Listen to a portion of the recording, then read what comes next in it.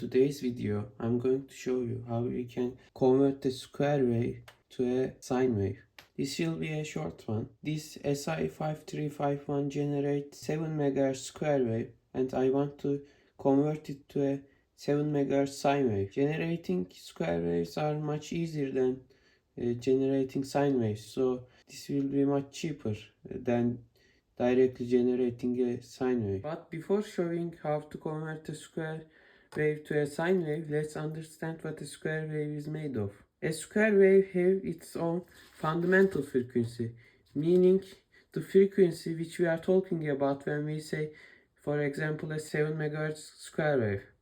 It means the square wave's fundamental frequency is 7 MHz, but it actually is generated by multiple sine waves. A square wave is made of actually different frequency sine waves.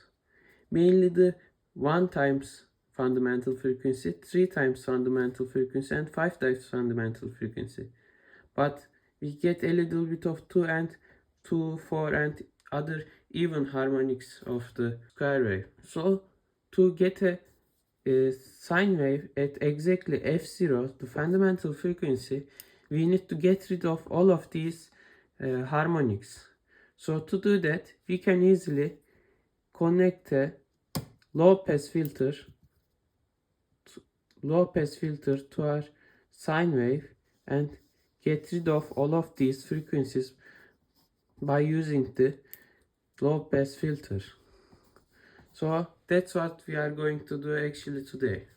Before actually connecting my low pass filter to the square wave, let's check if actually this square wave made of different sine waves. I'm now taking the fast Fourier transform of the square wave that is generated by SI5351, and as you can see, actually we are getting the fundamental frequency 3 times the fundamental frequency and 5 times the fundamental frequency, the biggest amplitudes, and also the 2 times and 4 times fundamental frequencies as well. This is our current waveform.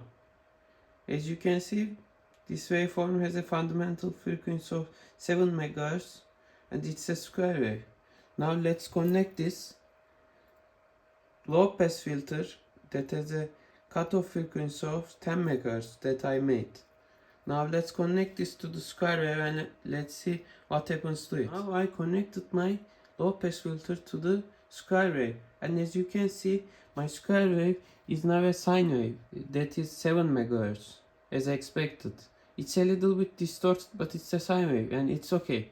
Now let's check it's also fast Fourier transform to see what happened to the harmonics of the square wave. Now this is the fast Fourier transform of the new sine wave, and as you can see, we got rid of all of the harmonics, the sec 2 times f0, 3 times f0, 5 times f0.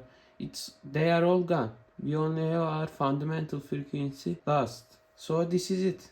In this video I showed you how you can convert a square wave to a sine wave.